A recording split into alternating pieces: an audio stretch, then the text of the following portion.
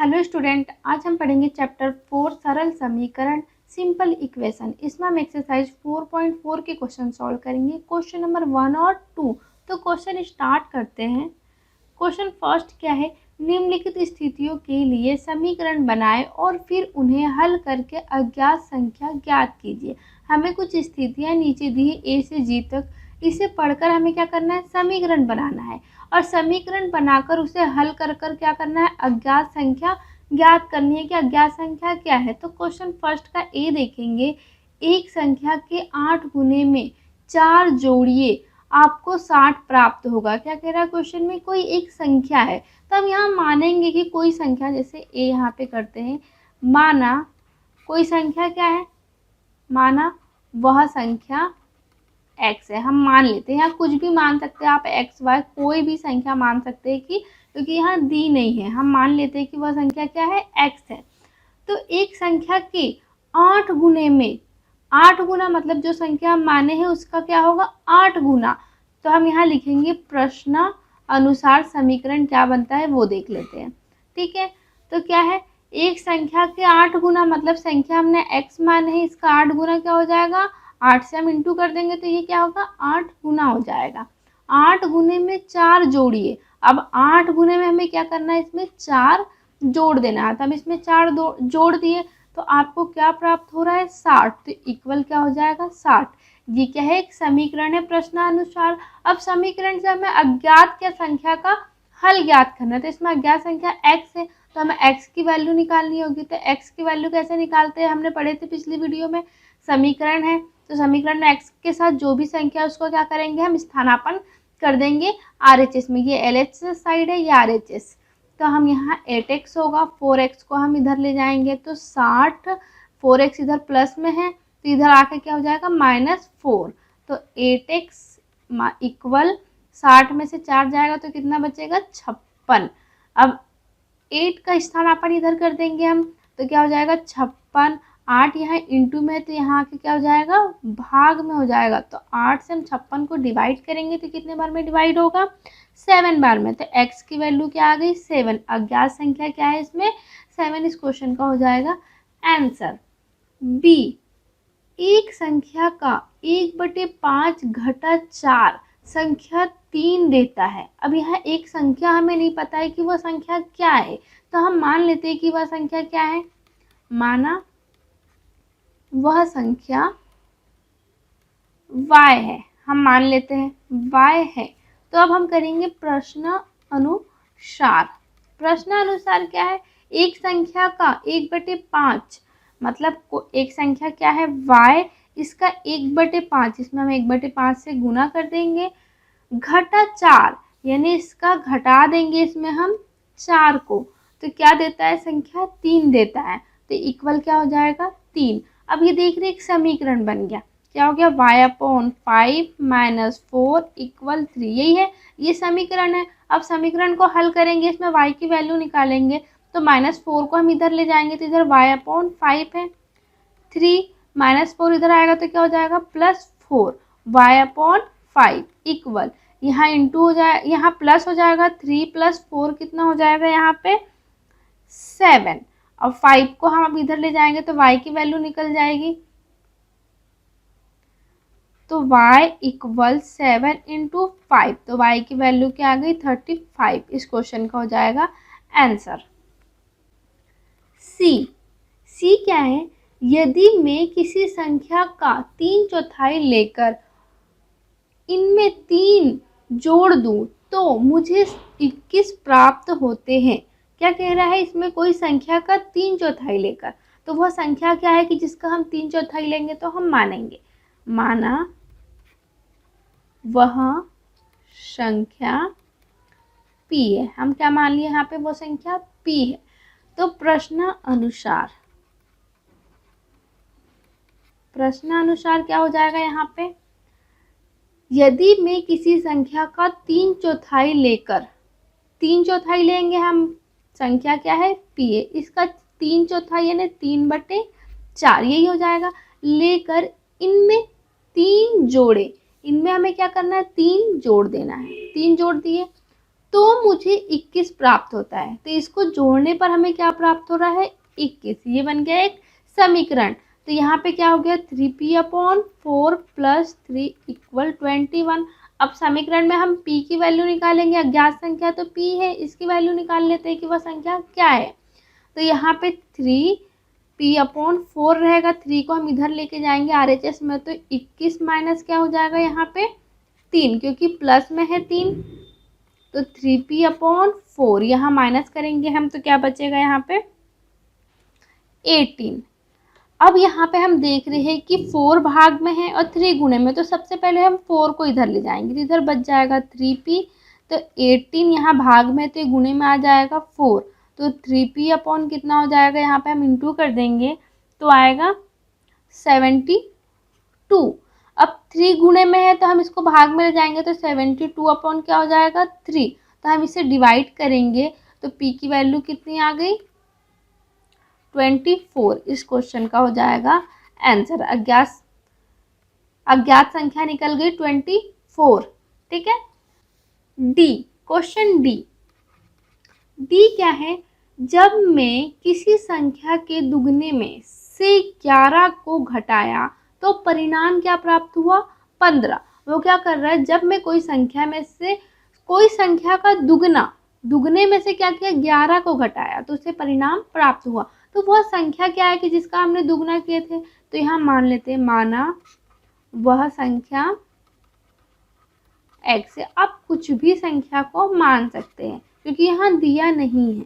तो प्रश्न अनुसार क्या है, हम देखते हैं कि संख्या जो हम माने हैं उसका दुगना, यही बोला है 2x हो जाएगा दुगना, यानी हम 2 से इंटू कर देंगे। दुगने में से 11 को घटाया तो परिणाम उसे क्या प्राप्त हुआ 15। तो ये एक समीकरण बन गया। स्थितियों से हमने समीकरण बना लिए। अब हम समीकरण को हल करके अज्ञात संख्या का हल निकालेंगे। तो अज्ञात संख्या x है तो इसका हल निकालेंगे, तो -11 को हम इधर ले जाएंगे RHS में, तो इधर क्या बच जाएगा 2x। इधर क्या है 15, -11 इधर आएगा तो +11, हम यहाँ प्लस कर देंगे तो इधर 2x क्या हो जाएगा यहाँ पे 26। अब हम यहाँ पे x के साथ 2 है तो 2 को इधर ले जाएंगे, तो x = 26/2, क्योंकि 2 यहाँ इंटू में है तो यहाँ भाग में आ जाएगा। यहाँ हम कैंसिल करेंगे तो क्या आ जाएगा 13। x की वैल्यू क्या आ गई 13। इस क्वेश्चन का आंसर हो जाएगा ई। क्या है, मुन्ना ने 50 में से अपनी अभ्यास पुस्तिकाओं की संख्या के तिगुने को घटाया तो उसे परिणाम 8 प्राप्त होता है। अब मुन्ना एक लड़का है, उसके पास 50 में से उसने क्या किया, अभ्यास पुस्तिकाओं की संख्या, जितनी अभ्यास पुस्तिकाओं की संख्या उसके 3 गुणे में से इसको घटा दिया, 50 में से घटा दिया तो उसको परिणाम क्या प्राप्त हुआ 8 प्राप्त हुआ। तो हम मान लेते हैं कि अभ्यास पुस्तिका x है, माना अभ्यास पुस्तिका x है, हम मान लेते हैं। तो प्रश्न अनुसार क्या है, 50 में से 50 है, 50 में से अभ्यास पुस्तिकाओं की संख्या के तिगुने बोला है। अभ्यास पुस्तिका x है तो इसका 3 गुना क्या हो जाएगा 3x को घटाया, टोटल में से इतने को घटा दिया 3x को, तो हमें क्या प्राप्त हुआ 8। तो ये क्या बन गया एक समीकरण। अगर समीकरण सही रहेगा तो अज्ञात संख्या भी सही निकलेगी। हमें समीकरण बहुत ध्यान से बनाना होगा स्थितियों को पढ़कर। अब यहाँ पे देख रहे हैं हम क्या है 3x है, x की वैल्यू निकालेंगे तो 50 को हम इधर ले जाएंगे RHS में, तो इधर क्या बच जाएगा -3x, इधर क्या है 8, ये प्लस में इधर आके क्या हो जाएगा -15, -3x यहाँ माइनस करेंगे तो क्या बचेगा 42। बड़ी संख्या के सामने माइनस है इसलिए यहाँ भी माइनस लगेगा, माइनस से माइनस कैंसिल हो जाएगा। अब x के साथ 3 है तो 3 को हम इधर ले जाएंगे तो इधर बच जाएगा x 42, 3 इंटू में है तो भाग में आ जाएगा। तो x की वैल्यू कितनी आ गई यहाँ पे 14। इस क्वेश्चन का हो जाएगा आंसर। ठीक है। f क्या है, इवेनल एक संख्या सोचती है, वह उनमें 19 जोड़कर योग को 5 से भाग देती है तो उसे 8 प्राप्त होता। अब ये क्या सोच रही है, एक संख्या सोच रही है, तो हम मान लेते हैं कि वह संख्या सोचती है, माना वह संख्या x सोचती है। तो प्रश्न अनुसार क्या है, वह उसमें जो संख्या सोचती है उसमें क्या करती है, 19 जोड़ती है। तो हम एक संख्या सोचे हमने माने, उसमें हमने क्या किया, 19 जोड़ दिए। जोड़कर योग को 5 से भाग देती है। अब जोड़कर जो योग आता है इसको हम क्या करते हैं, 5 से भाग दे देती है, तो उसे परिणाम क्या प्राप्त होता है, 8। तो देख रही है एक समीकरण है, तो समीकरण बन गया। अब इसमें क्या करना है, ज्ञात संख्या का हल निकालना था। ज्ञात संख्या x है तो इसका हल निकालेंगे। तो ये 5 क्या है, भाग में, सबसे पहले हम 5 को हटाएंगे, तो 5 भाग में, तो इसको हम इधर ले जाएंगे तो x प्लस 19 इधर बच जाएगा। 8 इंटू भाग में, तो इधर इंटू में आ जाएगा, x प्लस 19 यहाँ पे इंटू करेंगे तो क्या आ जाएगा, 40। अब 19 को इधर ले जाएंगे तो x इधर बचेगा, 40 माइनस 19, x की वैल्यू क्या आ जाएगी, यहाँ पे हम माइनस करेंगे तो यहाँ पे बच जाएगा, 10 में से 9 जाएगा 1, यहाँ पे 3 बचेगा, 3 में से 1 जाएगा तो 2, 21। x की वैल्यू कितनी आ गई, 21। इस क्वेश्चन का हो जाएगा आंसर। जी क्या है, अनवर एक संख्या सोचता है, यदि वह इस संख्या के 5/2 में से 7 निकाल दे तो परिणाम क्या प्राप्त होता है, 3। अनवर क्या कर रहा है, एक संख्या सोचता है, तो माना वह संख्या y है, ठीक है। तो प्रश्न अनुसार, अब प्रश्न अनुसार क्या हो जाता है, वह जो संख्या सोचता है वह उस संख्या के 5/2 में से, जैसे वह संख्या सोचा इसके 5/2 यानी 5/2 से हम गुणा कर देंगे, 2 में से 7 निकाल ले रहा है तो माइनस कर देंगे 7, तो परिणाम क्या प्राप्त हुआ, 23। तो ये समीकरण बन गया। अब समीकरण में हम y की वैल्यू निकालेंगे तो यहाँ क्या हो जाएगा, 5y/2, -7 को हम इधर ले जाएंगे तो इक्वल का आ जाएगा 23 + 7। यहाँ क्या है, 5y/2, यहाँ हम प्लस करेंगे तो क्या बचेगा, यहाँ पे 30 आ गया। अब 5y है, 5y/2 अब इक्वल 30, यही है। अब 2 को हटाएंगे तो 2 इधर ले जाएंगे तो 5y इधर रह जाएगा, 30 इंटू 2 से इंटू करेंगे 30 में तो कितना बच जाएगा, यहाँ पे 5y, यहाँ 60 हो जाएगा। अब y की वैल्यू चाहिए तो 5 को इधर ले जाएंगे तो y बच जाएगा 60/5, 5 से डिवाइड करेंगे तो कितना आ जाएगा, यहाँ पे 12। y की वैल्यू क्या आ गई, 12। इस क्वेश्चन का हो जाएगा आंसर। अब क्वेश्चन नंबर 2 देखेंगे, निम्नलिखित को हल कीजिए। अब यहाँ पे ए क्या है, अध्यापिका बताती है कि उनकी कक्षा में एक विद्यार्थी द्वारा प्राप्त किए गए न्यूनतम अंक का दुगना जमा 7 है। प्राप्त किए गए अधिकतम अंक 87 है, तो प्राप्त किए गए न्यूनतम अंक क्या है, हमें क्या निकालना है, न्यूनतम अंक की न्यूनतम अंक क्या है, और अधिकतम अंक हमें दिया है। तो हम यहाँ पे मान लेंगे कि न्यूनतम अंक x है, तो हम यहाँ पे लिख लेते हैं a, माना न्यूनतम अंक क्या है, x, हमने यहाँ पे मान लिए। अब प्रश्नानुसार जो जो दिया है वो हम कर लेंगे। प्रश्न अनुसार तो क्या बोल रहा है, अध्यापिका बताती है कि उनकी कक्षा में एक विद्यार्थी द्वारा प्राप्त किए गए अधिकतम अंक प्राप्त किए गए न्यूनतम अंक का दुगुना है। न्यूनतम अंक x है तो इसका दुगुना क्या हो जाएगा, 2x, दुगुना जमा 7, यानी इसमें हम और 7 जोड़ देंगे तो अधिकतम अंक के बराबर है। तो अधिकतम अंक कितना है, 87। ये बन गया एक समीकरण। अब समीकरण में हम क्या करेंगे, x की वैल्यू निकालेंगे जो न्यूनतम अंक है। तो यहाँ पे हम न्यूनतम अंक निकाल लेते हैं कि कितना होगा, तो 7 को हम इधर ले जाएंगे RHS में, तो 2x 87 माइनस 7 हो जाएगा, क्योंकि प्लस में इधर आएगा तो माइनस हो जाएगा। 2x इक्वल यहाँ क्या हो जाएगा, 80। अब x के साथ 2 है तो इसको इधर ले जाएंगे हम RHS में, तो 80/2, क्योंकि यहाँ इनटू में है तो x की वैल्यू क्या आ जाएगी, हम यहाँ डिवाइड करेंगे तो 40। ये x क्या है, न्यूनतम अंक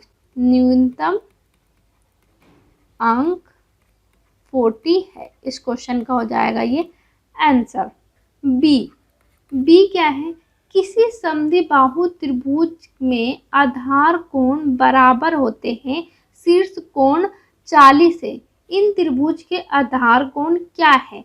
यदि किसी त्रिभुज के तीनों कोणों का योग 180 है तो त्रिभुज के तीनों कोणों का योग यहाँ दिया है 180 अंश। और समद्विबाहु त्रिभुज क्या होता है? ऐसे होता है।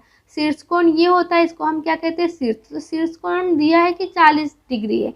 आधार कोण ये दोनों है, तो ये क्या होगा? यहाँ पे हमें दिया नहीं है तो हम यहाँ पे मान लेंगे कि आधार कोण क्या है। माना आधार कोण कितना है? x डिग्री हम मान लेते हैं।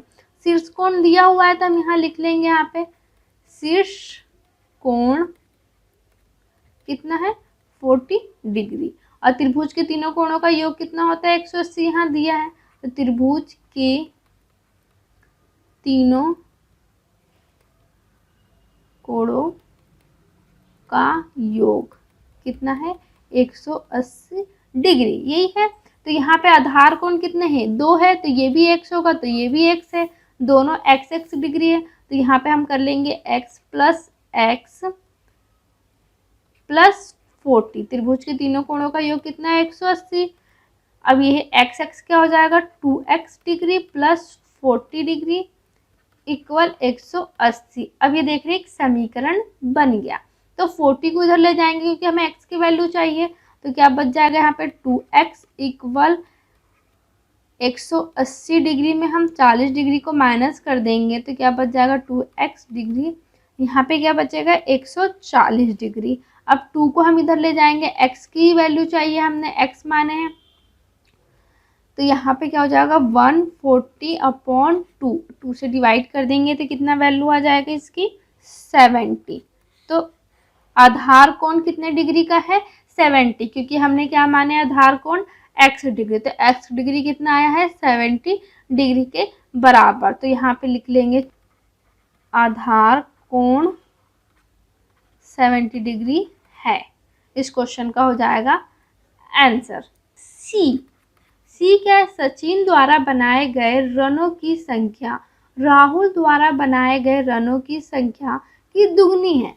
उन दोनों द्वारा मिलकर बनाए गए कुल रन एक दोहरे शतक से 2 रन कम है, तो प्रत्येक ने कितने रन बनाए? अब क्वेश्चन में क्या कह रहे हैं कि सचिन द्वारा बनाए गए रन राहुल द्वारा बनाए गए रन से क्या है? दुगने हैं। तो हम मान लेते हैं यहाँ पे, माना राहुल द्वारा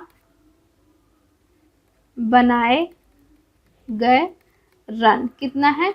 x। ठीक है।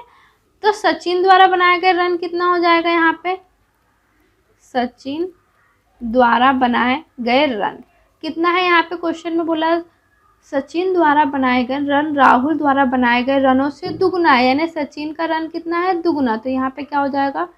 2x। ठीक है। अब हम यहाँ पे लिखेंगे प्रश्न अनुसार।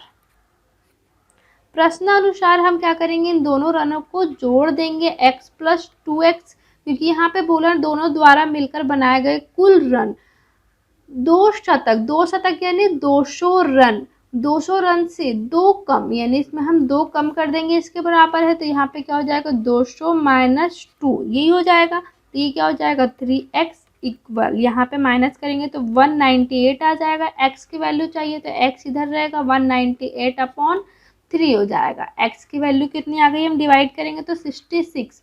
और ये क्या है? राहुल द्वारा बनाए गए रन। तो राहुल द्वारा बनाए गए रन कितने हैं? 66। तो सचिन द्वारा कितने हो जाएंगे? सचिन द्वारा बनाए गए रन 2 गुना है, यानी 2 से इंटू हम कर देंगे 66 में, तो कितना आ जाएगा यहाँ पे? 132 रन। इस क्वेश्चन का हो जाएगा आंसर। अगर आपको वीडियो अच्छी लगी हो तो प्लीज़ वीडियो को लाइक और शेयर करें, और ऐसी वीडियो देखने के लिए चैनल को सब्सक्राइब करें और बेल आइकन का बटन ज़रूर दबाएं, जिससे कि आपको आने वाले वीडियो के नोटिफिकेशन मिल सके। और कोई डाउट हो क्वेश्चन में तो प्लीज़ कमेंट बॉक्स में डालें।